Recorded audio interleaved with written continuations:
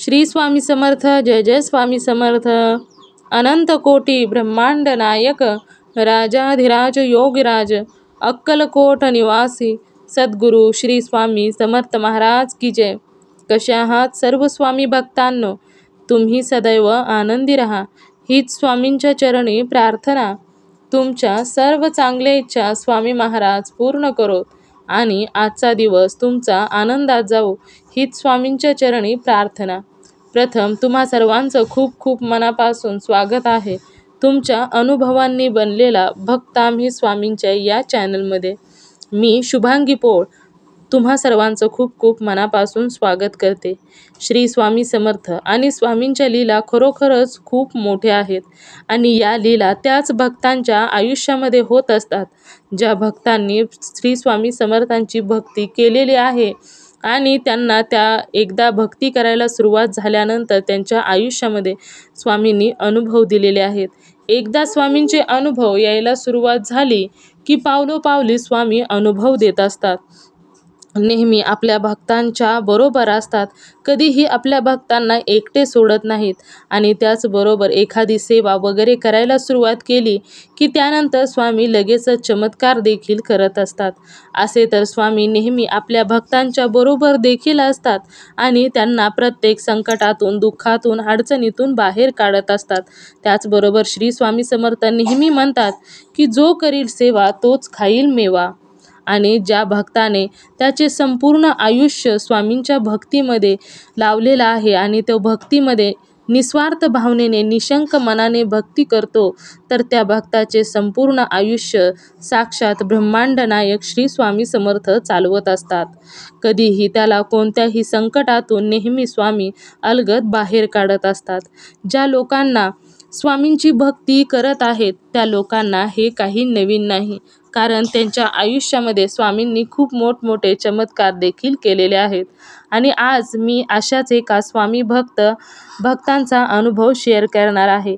आजचा अनुभव हा एका दादांचा अनुभव आहे आणि त्या दादांचं नाव हे दिलीप गायकवाड आहे. त्यांच्या आयुष्यामध्ये स्वामींनी खूप सुंदर सुंदर अनुभव तर दिलेले आहेत. त्यांनी या अगोदर देखील आपल्या चॅनलवरती त्यांचा अनुभव शेअर केलेला आहे आणि आत्ता त्यांनी पारायण केलं आणि त्यामध्ये त्यांना स्वामींनी खूप सुंदर अनुभव देखील दिलेले आहेत. चला तर मग त्या दादांच्या आयुष्यामध्ये स्वामींनी कोणते अनुभव दिलेले आहेत जाणून घेऊया दादांच्या शब्दामध्ये. चला तर मग दादा सांगायला सुरुवात करतात. श्री स्वामी समर्थ. श्री स्वामी. मागे एक मी अनुभव शेअर केला होता दिलीप गायकवाडच्या नावाने. काय? हॅलो. दिलीप गायकवाडच्या नावाने एक अनुभव शेअर केला होता तुम्हाला. हा, केला होता. आता अनुभव शेअर करायचा आहे. अनुभव पण शेअर करायचा आणि एका प्रश्नाचं पण उत्तर विचारायचं आहे. मी जे पारायण केलेलं एक दिवशी आहे नाही त्याचा जो आपण नारळ ठेवतो ना. हा, मंगल कलश. पुढे. हा. म्हणजे तो असाच मी ठेवलेला म्हणजे युट्यूबवर बघून तो नारळ फक्त औरंगाबादमध्ये ठेवलेला. पण तो नारळ आता काय करायचा म्हणजे काय म्हणजे फोडून त्याचा नैवेद्य करायचा की काय करायचं हे मला माहित असतं. नारळ तसंच माझ्या घरात अजून. हा. तुमच्या देवघरामध्ये मंगल कलश आहे का? आहे की. पहिला आहे का? पहिला आहे की नारळ त्याच्यावर. मग मी काय सांगतो पहिला आहे तो विसर्जन करून हा मंगल कलश ठेवला चालतोय? हा, चालेल ना, तसं पण चालेल. चालेल. मग तसंच होतं कारण कसं माहितीये तो तसंच मी देवाची तिथे ठेवलाय. कसं होतं म्हणजे मग एकतर आपल्याला त्यातलं काही माहिती नाहीये. म्हटलं का आपल्या हातातनं वेगळं व्हायला नको म्हणून मी तसाच ठेवलाय तो. नाही म्हणजे तसं पहिला जर नसताना तर तुम्ही देवाच्या समोर पूजला तरी चालतो. आपण मंगल कलश नाही पहिला आहे पण कसं माहितीये जरा तो मला हेच वाटतं ह्याच्यात कसं चांगला आहे नारळ. त्याला मी आणि त्याचा पारायणाचा नारळ आहे ना तो मग मला आणि हे घ्यायचं मग तो ठेवतो मी करून. तर तुम्हाला मला एक अनुभव पण सांगायचा आहे. मी एक दिवसाचं पारायण केलं ना त्यावेळेला दुपारी मला वाटतं मी सकाळी उठून देवाची पूजा वगैरे सगळं केलं. एक दिवसाच पारायण. कशाचं होतं एक दिवस पारायण? स्वामी चरित्र सारामृतचं होतं का? हो स्वामी चरित्र सारामृत. बरोबर. 21 ना ते. 21 अध्याय. ते केलं. हे 54 का ते 51 अध्याय आहेत ना ते गुरुचरित्र. 53 काय अध्याय आहेत गुरुचरित्र. ते एका ते एका दिवसात जमणार नाही ते. ते गुरुजी स्वामी चरित्र पारायण एका दिवसात केलं होतं मी. मग ते चालू होतं म्हणजे त्याच्यामध्ये सकाळी उठून ते सगळी पूजा वगैरे सगळं केलं मी. गोष्ट सकाळचं टायमिंग किती म्हणजे दुपारचं टायमिंग किती होतं हे मला माहिती. वरती टेरेस वरती पापड वगैरे करायला गेलेले. माझं टायमिंग किती होतं माझं पारायण चालू होतं का एका पारायणला बसावं हालता येत नाही ना तिथे पूर्ण पूजा झाल्याशिवाय. मग मग गेले ते वरती तिकडे आणि दुपारी टायमिंग किती परफेक्टली मला माहित नाही. माझं जेव्हा पारायण पूर्ण झालं ना ते 2:15 पूर्ण झालं. मग ते मला वाटतं 12:30 किंवा 1च्या दरम्यान कोणीतरी आमचा दरवाजा वाजवला. आमच्या घरातले सगळे वरती असल्यामुळे त्यांनी मला तर जागा सोडता येत नव्हती. त्यांनी वहिनी म्हणून आवाज मी ऐकला. मी उठू शकत नव्हतो ना घरातले वरती दरवाजा हे झालं. मग आता हे कन्फर्म आपल्याला त्याच्यातलं काहीच माहित नाही. तुमच्या जागा सोडू शकतो घरातले सगळे टॅरेसवरती असल्यामुळे सगळं काहीच करतात. दुसरी गोष्ट तुम्हाला मागे बोललो ना मी की मी बोंद्रेनगरला रिंग रोड ह्याला तिथे पटेशनगरला जायचं मी ह्याला मठामध्ये शनिवारचं वगैरे जायचं ना ते तिथे जायचं. मग आता आज सकाळी मी म्हटलं तर कोल्हापूर सिटीमध्ये जायचं ते काम करायचं आणि पुन्हा घरी यायचं. मी घरातून बाहेर पडलो गाडी घेऊन आणि क्रांतिसिंह पाटील नगरच्या इकडे गेलो आणि माझी ते मठाकडे वळली माझी गाडी आपोआपच. मठाकडे विचार मनात आला. म्हटलं पारायण चालत आता आता काय ह्याला आहे ना स्वामी महाराजांचं पुण्यतिथी आहे ते त्याच्यामध्ये इकडे असणार काय. घरातून बाहेर पडलो ना कोल्हापूरमध्ये जायला. माझी गाडी तिकडं मग तिकडंच गेलो. तिकडे सगळंच देवा म्हणजे पूजा बिजा मंत्र वगैरे सगळं चालू होतं. म्हणजे मी निघालो तो दुसरीकडे पोचलो मठामध्ये. अरे वा. मग तुम्हाला म्हटलं ना की मला तिथे जायला मिळत नंतर माझं काम दुसरीकडे लागल्यामुळे मला बाहेर काढल्यासारखं झालंय मला तिथून म्हणजे त्या मठातून. म्हणजे आज मला बोलवल्यासारखं झालं असं. बोलवलं कसं होऊनच गेले ना तुम्हाला. म्हणजे मी घरातनं बाहेर पडलेलो की कोल्हापूरमध्ये जाऊन आता एक काम करायचं दुपारी यायचं परत. मी तसं तिकडे गाडी वळवली. मग तिथं खूप छान वाटतं म्हणजे काय ते सगळे अष्टक वगैरे स्वामींचे वगैरे वगैरे सगळं चालवतं ते गहू आणि तांदूळ घेऊन त्या ह्याच्यावरती स्वाहा म्हणून बोलतात ना ते होम घातलेला तिथे अर्पण करतात. म्हणजे ते समोर पोथीवरती गेल्यानंतर सगळे ते गोळा करून नंतर पुन्हा त्या होम मध्ये अर्पण केलं. म्हणजे ती म्हणजे चाललो तो कुठे नाही गेलो कुठे. स्वामी घेऊनच आले ना तुम्हाला जायचं होतं ना तिकडे. हो तेच म्हटलं. मग तुम्हाला तेवढ्यासाठी म्हटलं मी म्हणून फोन केला तुम्हाला. नाही अनुभव शेअर म्हणजे खूप छान आहे आणि शेअर पण करते मी. आणि तसे अनुभव येतात दादा जेव्हा आपण ग्रंथ वगैरे वाचतो किंवा मनापासून एखादी गोष्ट करतो ना तर कोणीतरी दरवाजा वाजवतं किंवा कोणीतरी पाठीमागून बोलण्याचा आवाज येतो. म्हणजे सहसा कोण वाजवत नाही. बरोबर मला 12:30 ते 1 या दरम्यानच कोणतरी दरवाजा वाजवलाय. असं मला म्हणजे मी पूर्णपणे आवाज ऐकला त्याचा. उठू शकत नव्हतं. नाही तसे अनुभव येतात दादा. कारण मला पण खूप वेळा तसं झालेलं आहे. मी जेव्हा म्हणजे एकटी असेल घरी कोणच नसेल तेव्हा एकटी जर असले आणि ग्रंथ वगैरे वाचत असले ना की कोणीतरी दरवाजा वगैरे वाजवत आणि कधी तरी एकटी असल्यामुळे मी घाबरून जाते ना. मग असं उठून जर पाहिलं तर कोणच नसतं. असं पण किती वेळा तरी झालंय. नाही मला कसं वाटलं ताई माहिती आहे का कारण दुपारी 12:30 ते 1 दरम्यान ही टाइम कोल्हापूरमध्ये असतो तो. म्हणजे मला एक डोक्यामध्ये काय आलं म्हटलं काय सांगावं म्हटलं तेच असतील तर. नाही पण उठू शकत नव्हतं जागेवर. तिथे कोणच नसतं फक्त आवाज आपल्याला म्हणजे ते जाणवून देतात की मी आहे.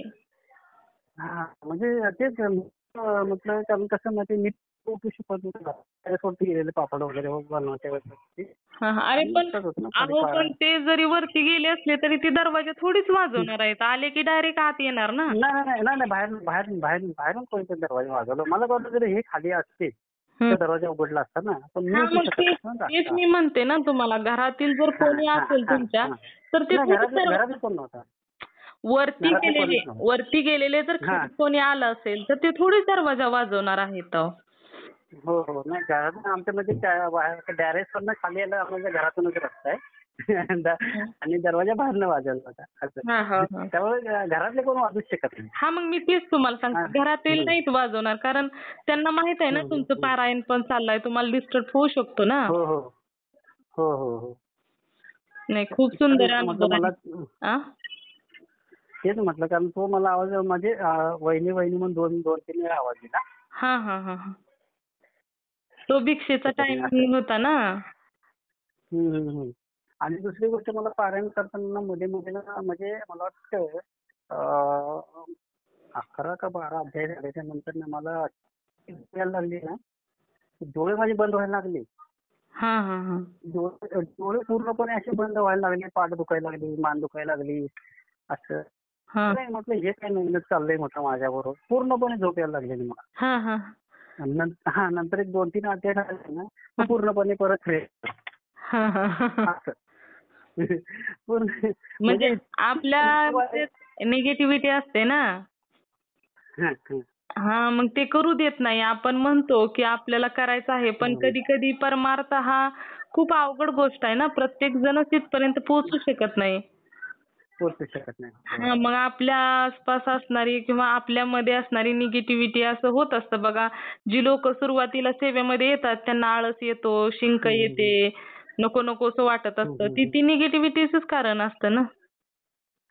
तर तुम्हाला सांगू मी क्रांतीनगर नाना पाटील नगरला झालं ना, तिथे मला मित्रांनी नेलं का नाही, नंतर पुन्हा मी जायला लागलो.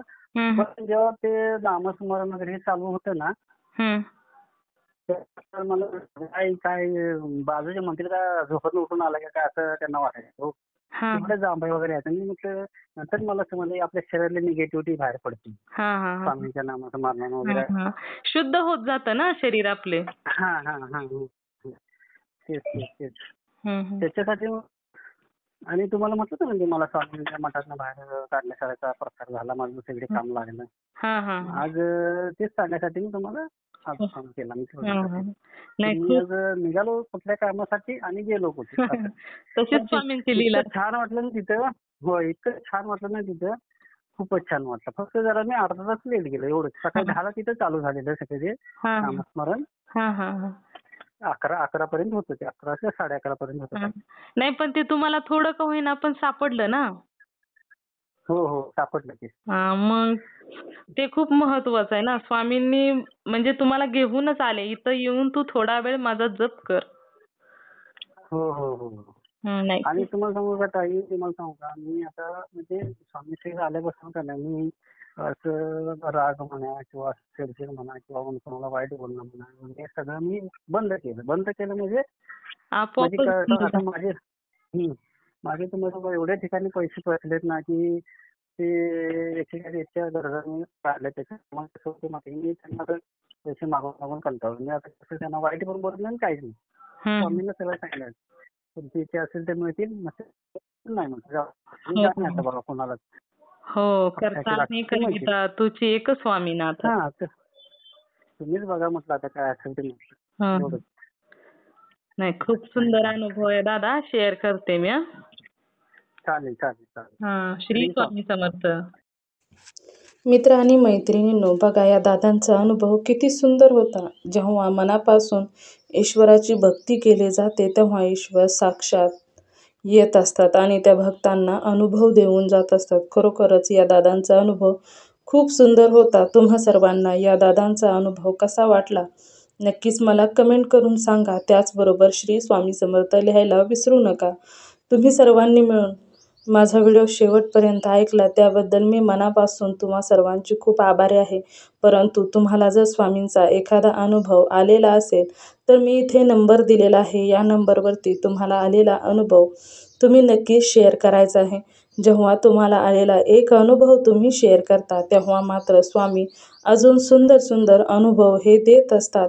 तुमचा अनुभव ऐकून एखाद्याला मदत देखील होऊ शकते किंवा तुमचा अनुभव ऐकल्यानंतर एखादा व्यक्ती जर स्वामींच्या सेवेमध्ये आला तर याचे पुण्य तुम्हालाच मिळणार आहे. त्यामुळे तुम्हाला श्री स्वामी समर्थांनी अनुभव दिलेला आहे, परंतु आता तुमचं काम आहे की तुम्हाला अनुभव दिलेला तुम्ही सर्वांच्या मदतीसाठी पाठवायचा आहे.